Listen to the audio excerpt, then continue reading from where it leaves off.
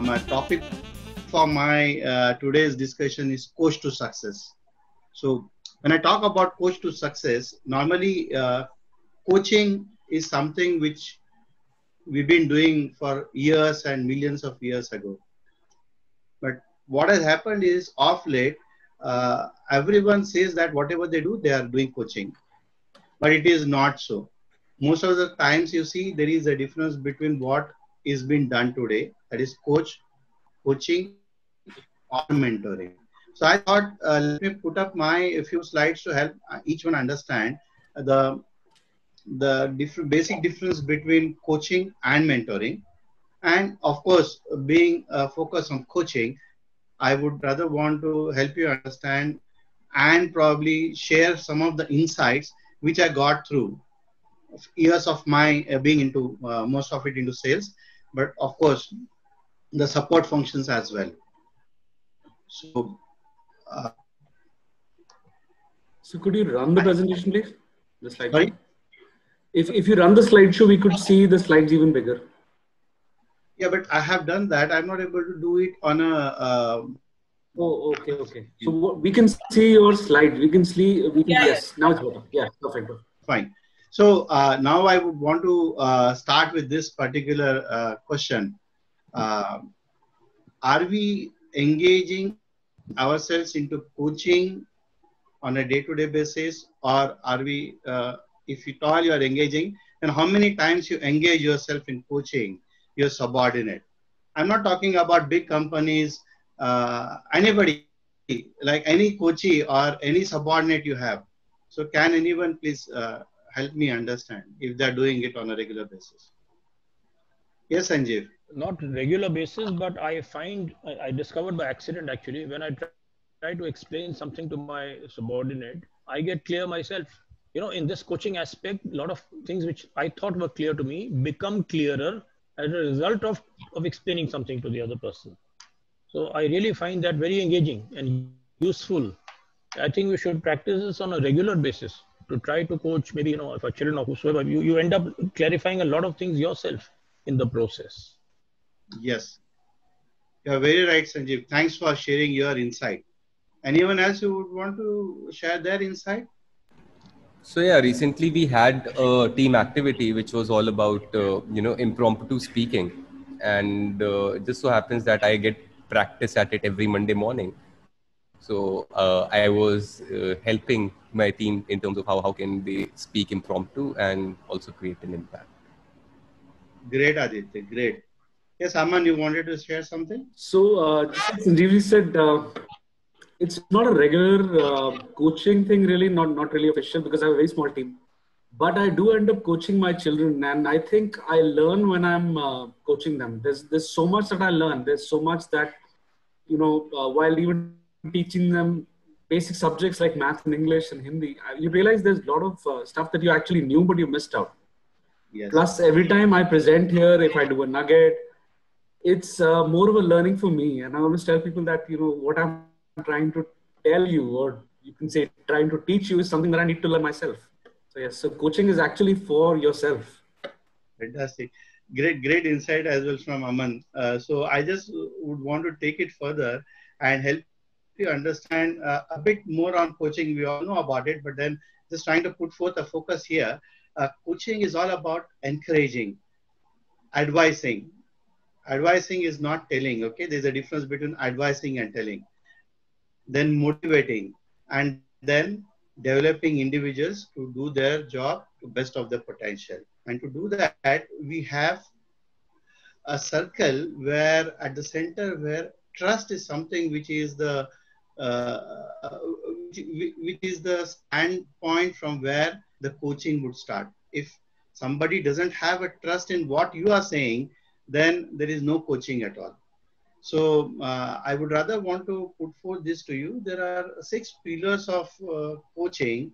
The first and foremost, I would start from the right top end where we talk about engagement. So only when we have the trust, we talk about engagement. So the engagement keeps happening, and the moment you get engaged, or your subordinate is engaged with you, you could see the deliverables much more focused. Then we enlist it, again, it's a complement to engagement. Then we also, during coaching, we empower people. So how do we empower? Because we are not directing them, honestly. We are making them take their decisions within the limits set up by our own team or our own ourselves entrepreneurs. And of course, there are certain expectations which are put in even during the coaching sessions, like you cannot do this, or you cannot do this, or you can do this. So these are some of the expectations, like this is what you can do while negotiation. This is what you can talk to customers. So these are some of the expectations which are there, and always encourage people when they are doing their job. Most of the times I see that if someone makes a mistake, there is a lot of shouting around. Many times I see, irrespective of organization, irrespective of the level in which people are trying to talk about their talk to their reportees. And of course, one should have an evaluation mechanism which would help you to basically ensure that the learning is there, and that learning is transformed into the business, and the new skill set comes up every time there is a coaching happening. Now, I just wanted to also share with you a simple slide which talks about coaching and mentoring in short. I would say, I would rather want to put it this way. So if you see the lower part of it, it is normally called as mentoring because there is always a push. Why there is a push? Because you are telling someone to do what you intend or you want to do. So in mentoring, it is more about telling than giving direction. You have to do this. Please follow my guidelines and you should do it. And then giving advice. I think you're not doing a good job. I think you should have talked to this customer this way. I think you should not have done this. I think you have taken more time. So these are all the things which you tell. So that happens more directional. So we talk about this as directive, and it is more of mentoring. Of course, I'm not debating that mentoring is bad. Mentoring is good, but coaching helps people evaluate themselves much better by themselves. So normally if you see coaching, it is non-directional. So you offer guidance. Here you talk, you ask questions. You say, what would have happened if you would have said this way to the customer? So it is non-threatenable. At the same time, it is also giving a lot of inputs to keep the thinking of a person much more alive. Okay. And then asking questions. In coaching, we normally ask questions, but these are not the interrogative type of questions. I would touch base on this a little bit later, but then most of the times we also end up asking questions which are close-ended and also threatening. So in coaching, this is taken off, and then their questions are asked, but in a subtle way, which are very positive in nature. And of course, in the process, you're also helping people to solve their problems or challenges. Now, what does coaching do? There is always a positive change when we talk about coaching. It changes the belief of a person who is working on a positive aspect of it. The attitude is also again moving towards positive side. And this is all not me individually saying. This is a lot of research which has been gone into this. And I've picked up most of them from the research which has happened past by various agencies globally. So they say that the behavior of people also has changed from negative to positive the moment you make it from non-directional, so from directional to non-directional, that is from mentoring to coaching. And of course, one can see the change in result as a part of the coaching process, which is much more on a positive side rather than a negative side. Okay. Any questions so far? Okay. I have one. May I call you Vikram? Your surname is a little bit Mr. Chit Gopkar. Is it okay if I call you yes, Vikram? Yes, I would be very happy. Okay. My query is that we had heard about Socrates talking about the yes approach, asking soft questions to bring the person, let's say the person needing coaching to closer to the answer. rather Yes. than just telling him the answer on his own, or on your own. So that yes approach, or that leading questions to bring out the answer from the other person rather than you're telling him. Perhaps that is what maybe the way to go ahead, right? You are very right, sir. A little bit correction here. In the coaching process, we even not give any leading questions to the people. We would help them to think so that whatever the answer they have, they would correct itself in their mind before they take it forward. Okay. So you are right to almost 80-90% with a little bit of correction in terms of one should not lead the same, because then you are again making it directional. The moment you lead it, you are making directional what you want to have in your mind. You are trying to push the person to that side. So we avoid doing that. So just one brief slide which we talk about. I hope I have answered your question. Yes. Thank you. Thank you so much, sir. So this slide talks about how much incremental change one sees. This is again a research report. I pulled out some of the points from this research reports to ensure my concept of coaching has to be an internal part of any organization, irrespective of number of people, right from 1 to thousands. So I just want to share with you here the insights of one of the research report, which talks about the talent and potential goes up by 75%, 79%, while an organization approaches or takes into consideration the coaching approach. Then the organizational productivity has gone up by 69%. All those who have approached coaching as their baseline function for all the people and managers performing. Then we talked about creativity and knowledge. If you see, if they go hand in hand, then there is an increment of 63%. People, organizations who have benefited by putting coaching in the center. Then we talk about the new culture. 39% of the organizations have really gone. There is 39% improvement in organizations who have adopted coaching as their criteria. And of course, the relationship between different departments, irrespective of, like in few of the cases, it is owner driven by a few people around him. Everything is P&L, supply chain, everything has been taken care of by the owner. But still, you could see whosoever are there, there is a marked improvement of around 35% in the relationship between different departments of people. And this I have just picked it up for your reference from this Harnish Foundation, which is engaged into such kind of researches across. In continuation to that, just wanted to also share that coaching has improved core performance of individual on average by 14%. And this 14% is quite a big percentage, sir. If you see across, a 5% jump in individual average performance results, especially because I am talking about more so in terms of sales parlance, because everyone is selling themselves, irrespective of whether in which department role they are functioning. So has got an impact in sales parlance, a revenue generation which could move from 100,000 to 100,000 plus Indian rupees, I could say. So 14% jump is quite a big, and this is again a research which talks about it. And they have also seen that there is increased job engagement. Now, I don't know if I have to share with you all, if you see across today, I can compare earlier to now. We had a job engagement which was lasted for till the retirement. Now, slowly it got decreased because a lot of opportunities, hunger to grow, all have come down from that retirement age to 20 years, then 15 years, 7 years.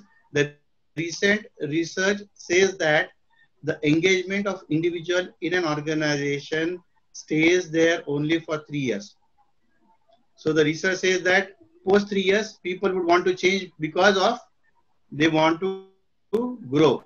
So how can we retain people? So coaching helps retain people to make sure that they are with our organization for a longer period of time. And again, when I say organization, I'm not talking about 100,000, 10,000, even a small organization. My organization is also small. I've got 2 sales engineers working for me. So even with them, retaining those talent for long is something which we can do by coaching them regularly. So they can be with us all the time. And then we need to also help them while coaching. We also need to help them train, provide them a training platform, and then based on the training, we need to coach them. So training and coaching goes hand in hand. So I'm especially highlighting this particular area, retention irrespective of the size of the organization. Now you see here, most of the times what we always want to hire people with some kind of a experience, because we feel that they can bring in their expertise, help us to build revenue, help us to build our departments, and so on and so forth. So every time a person is employed, he understands the importance and the essence of being in an organization in terms of an SOP which has been given to him. The expectations of SOP versus the personal effectiveness, if you see, there is always a gap. We already call it as dil mange more. So that gap is what you see a person's personal effectiveness during performance of a job versus the expectation from the organization. So how do we fill this gap? Sometimes personal efforts are being done by these individuals, and coaching helps to fill this gap, is what I'm trying to help you understand. So we can move them from their effectiveness at whatever level they are towards the achievement of vision and mission of a organization through coaching process. And coaching process will be initiated by us entrepreneurs, the owners, business owners, CEOs, depending on the organization process. It doesn't remain only for the large organizations any which way. Now, I have just pulled one slide from the Sales Challenger. This is a Sales Executive Council report which comes in. This is again with respect to sales I put in because I have put a lot of time on myself to talk about sales. So you can see here this, first of all, the Sales Executive Council is a globally acceptable organization or an agency who holds a lot of value for organizations who look for inputs from sales. So it clearly says that coaching is a trademark that differentiates a star manager from an average one. So with coaching, definitely an average performer can also become a star performer. Then the other point what he is trying to say about is coaching can improve sales performance by as much as 19%. So this is again a research which has gone past across, I think, 50 to 70,000 sales reps globally.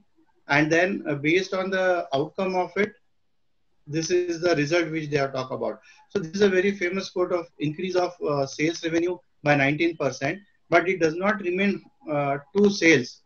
What I'm trying to help you understand is that it is per se every department. Coaching helps every department to nourish individuals to take it forward from there. Any questions so far, sir? Okay. So the next point I would like to share with you is on the questioning techniques. See, as sir was talking about a little while ago on the questioning technique, even Aditya talked about a questioning technique. Why and what made you to different kind of, like it starts from why. So in our case, what we always want to say, why becomes much more personal. So in coaching and training, we do not want to use this word why, because sometimes people take it too personal. So the questioning techniques, what we all know about, like open-ended, close-ended, and confirmatory questions, which we ask to all the people while we want to get to know from them what we want to have.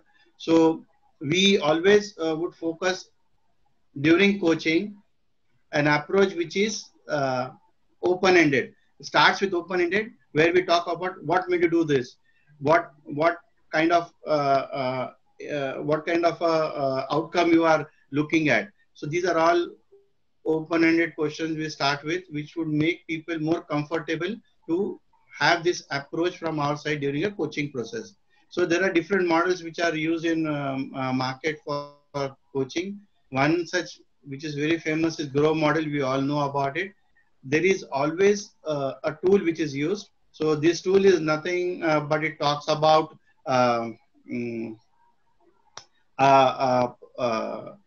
competencies for each set of each set of department, whether it is supply chain, then production or sales, any purchase. So every department has got competencies which are put in there, and these competencies are taken during coaching. And every time a coaching is done, it is always ensured that we do coaching based on these competencies which we want to see improvement in individual. And then always we say that during coaching, the feedback has to be feed forward, not what wrong he or she has done previously, but what can be done in the next call is what we are always looking out for. So we say that always feed forward. That's Marshall Goldsmith's view also on the feed forward source. Yes, sir. You are very right, because this always helps individual to improve. If you have a negative feedback, then the morale always goes down. Very rightly said, sir. And trust, I have already spoken about this in my start of this. I put this picture here of trust because that is a foundation. You could see that foundation on which I have put the trust. So this is very important just to make you all the time visualize this. And then coaching always helps people to involve themselves. So the moment they get involved, the contribution goes up. So it is a small slide which talks about a very important and impactful point on this. If you involve me, I understand. If you show me, I will remember. But if you tell me, I'll forget so very fast or quickly. And you see, in coaching, the last one is never told about. So never tell anyone to do something. Always involve them during the process of whatever you're doing: selling, purchase, supply chain, frontline salespeople, frontline customer facing. Okay, so I have put in here two videos, but I'm almost at 21 minutes. So if I get time later, I would rather put it, or we can share this slide with everyone, and you can see these are simple questions which one needs to ask during coaching. So these are the two videos we have picked up, which are very simple yet very impactful and can help you during coaching, effective coaching process. Now, feedback normally is what I have seen. We are all humans. Sometimes the feedback given is not very very positive. If we are angry, especially the business owners, entrepreneurs, we feel that if something goes wrong, then the feedback given is like, "तुमने ठीक नहीं किया यार, ऐसा नहीं करना चाहिए." So we need to improve from there is what the coaching is all about. So we always, in coaching, we always look for forward coaching. So what we can improve the performance about an individual, and not what mistakes he has done earlier. So the effective feedback, of course, we all do that, but I thought I'll just put them very specific, like we have to be very accurate, specific, focus. It has to be on time, not that somebody has done something 1 month back and then you are telling now. As soon as you complete it, ask him to come and then talk to him about it. You be open and honest to what you have seen to help him improve or her improve from where she is, and keep it confidential.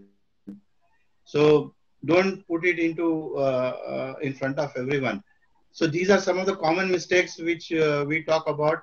So while motivating, we feel that for everyone, the motivation is same. It is never. If you say Maslow's hierarchy law, it says that motivation keeps changing from 1 to 5. So we have to also look into from that perspective.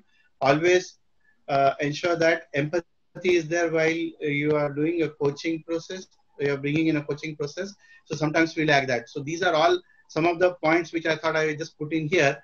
And sometimes we do a lot of micromanaging, which is the last point which I talk about. So while motivating, we build micromanagement to ourselves, which also does not allow people to groom. Okay.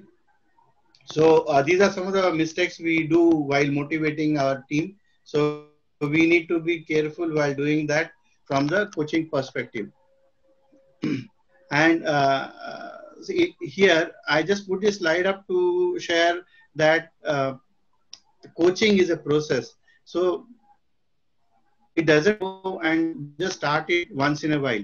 It has to be methodical, it has to be periodical, and it needs to be focused on each and every day.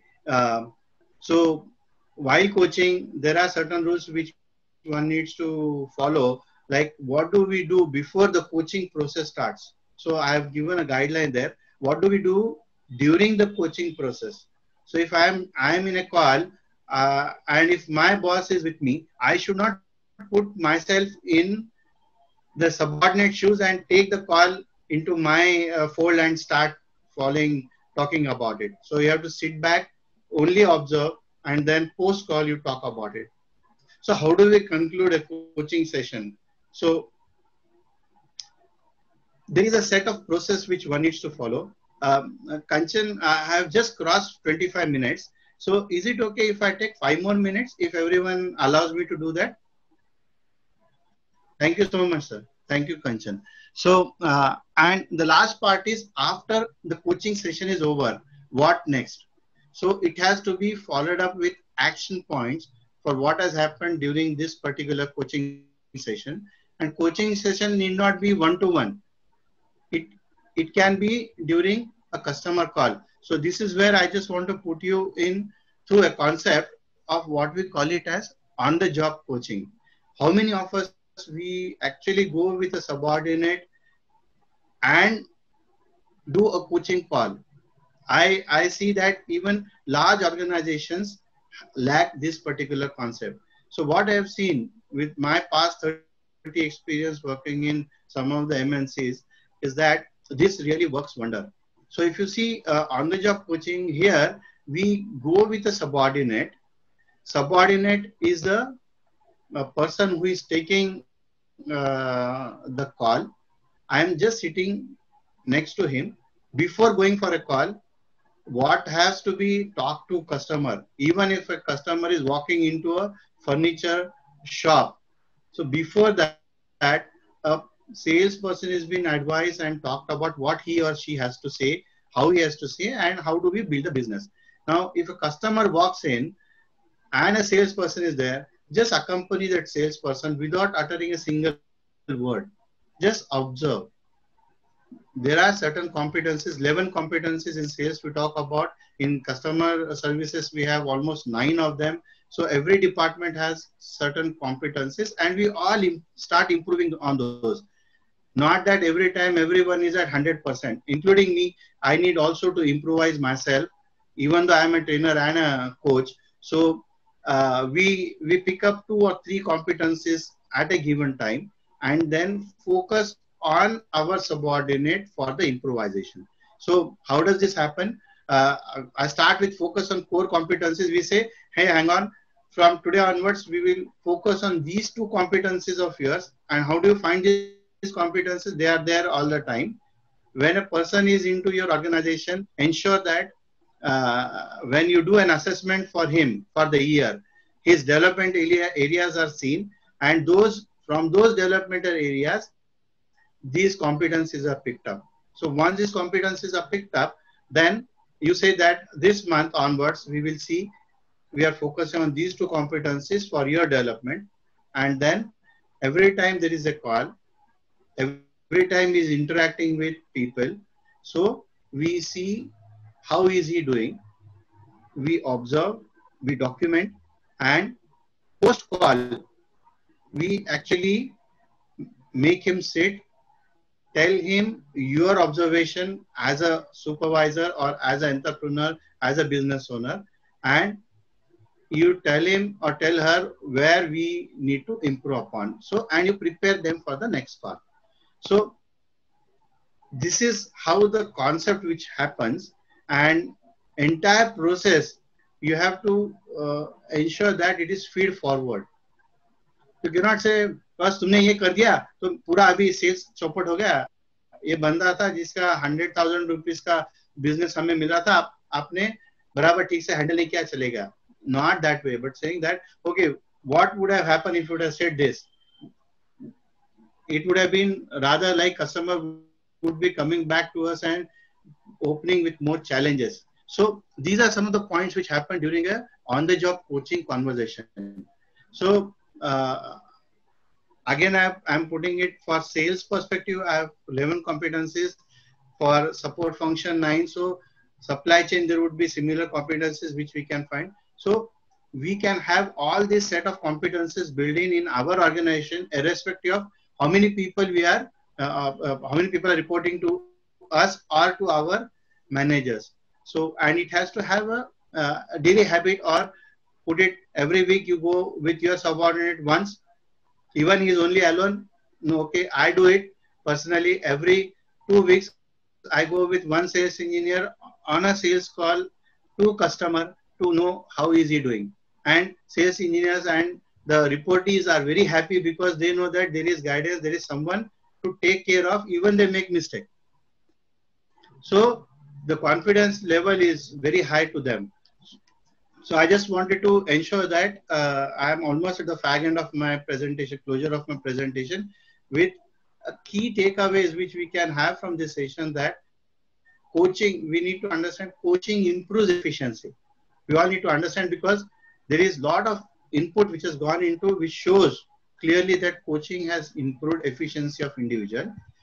It helps retain employees, because there is so much of competition out there and everyone wants to grow, but not everyone is actually into coaching. So we need to leverage coaching as a tool to help retain employees for our organization. And this way, organization also prospers, irrespective of the size of the organization. Then we are also helping individual grow, which is like a guaranteeing them to ensure that, yeah, if you stick on to our organization, this is what you get in as you go up. Then the self-confidence of the employees are always high, and brand image of our organization also increasing. So that's it from my side. Aman, do we have time for any questions, or have we overshot? Yeah, you can now. Okay. Now my presentation time was 25 minutes. I extended it by 6 minutes. My apologies to everyone. No issue. So I just want to ask you one question, Vikram. Permit me to call you Vikram. Huh? I'm trying to figure out Chit Gopkar. Okay. You spoke about, especially about micromanagement.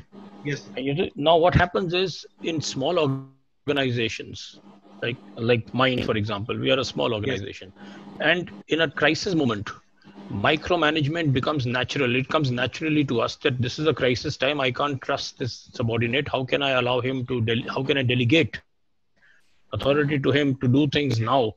We are in a crisis. Perhaps he may not have been doing it properly in the first place. That's why we've developed the crisis. Ideas to pass on the blame.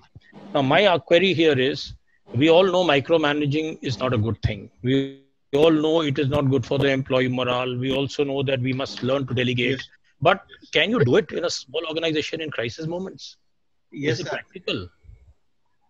Yes, sir. I am doing it. I am doing it, and I see there is a difference. I lost 2 orders for my own company for Wave Technologies because of a silly mistake from one of the salesperson. My organization is also very small, only 2 salespeople today. It's very young, 5 years of its inception. So I have lost it. But yes, the stakes sometimes go high. That's the only reason. What we do is, the crisis management doesn't come every day. It crops up once in a while, where you can pitch in and take it in your fold and try and do firefighting. But this firefighting needs to be avoided. So we need to coach, so that we have people who have that maturity level coming in, so they don't do this mistake. And if this coaching coaching, as we go along, every 15 days, if you plan for one coaching call with these people, irrespective of number of people you have, that would help you to really make them improve. Okay, if you have done this, if you would have gone into this crisis moment, but good that you have not done. Or if you have done it, please correct it. Still, we have time. So we can probably address this at a ground level. But sometimes, if you are not doing a coaching today, then firefighting is the only option. But if you start coaching practice in your organization from today, the firefighting comes very rarely. My 30 years of experience, sir. Thank you. Mr. Vikram, I have a question. Yes, sir. I want to understand the basic difference between a teacher and a coach.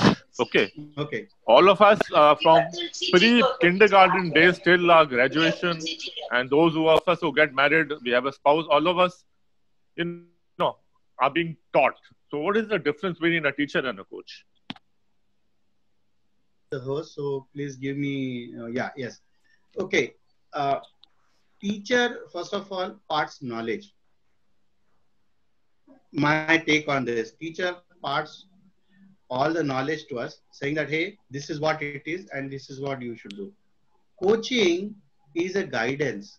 In coaching, we only ask questions. We don't tell. So the basic difference is teacher tells. Coaching, we doesn't tell anything. We talk about asking questions. So this is a basic difference, sir, between teaching and coaching. Teachers tell, we don't tell what to do.